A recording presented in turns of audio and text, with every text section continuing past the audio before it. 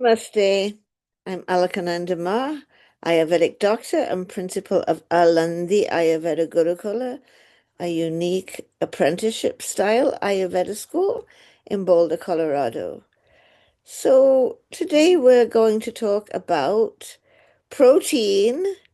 Are you having too much protein? Are you drinking too many protein drinks? Too much protein powder?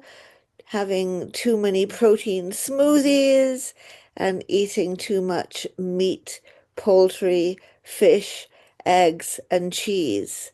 Because these high protein foods are also dense, heavy, cloudy. Some of them are sticky or slimy. They're dull. They have the same properties as what we call armor or toxins.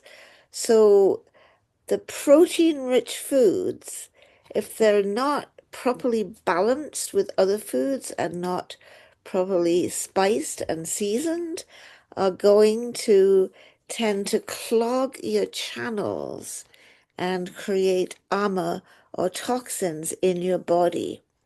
How might you notice that you're getting this armor or these toxins? um, you might start to notice that your tongue is coated, your mouth has a bad taste when you wake up, and yikes, you're getting bad breath. You might even also be getting some BO because those are symptoms of ama or toxins. You might notice that you feel a bit achy, especially in the morning, that you may be feeling more sluggish or sleepy, or that much as you want to eat all that protein that's so good for you, your appetite is getting a bit duller and you're not really feeling like having your breakfast. Um, you you might start to feel extra thirsty because those clogged channels are causing you to get dehydrated. And when you're getting super high on your protein, perhaps because you're trying to lose weight, you might find some extra pounds rolling on. And you might have constipation or stinky diarrhea, both of which can also be symptoms of ama or toxins. So it's pretty important not to eat too much protein. I remember when I was really young, soon after I graduated medical school, I was living with my grandparents. So Granny decided I had too big of a bottom for a nice Jewish girl, and I should go on a diet. And she put me on Professor Yudkin's diet because guess what? Yudkin's Jewish, right? Which was the precursor of the Atkin diet, which was hard for me to do, seeing as how I was not eating meat.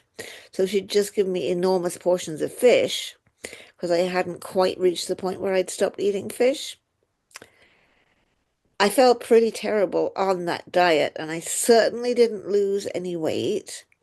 But there are risks in high protein diets as a way to lose weight.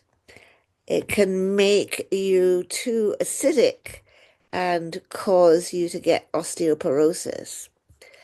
Can be this channel clogging foods can be very bad for your liver and your kidneys. They have to work extra hard to get rid of all of that protein product byproducts. It's also pretty fatty and cholesterol rich food items often that could be bad for your heart. And if your diet is heavily protein focused and doesn't have a whole range of grains and beans and fruits and vegetables, it's going to affect your microbiome in your gut as well, as your microbiome doesn't need to be as rich as it does if you're eating all different kinds of foods.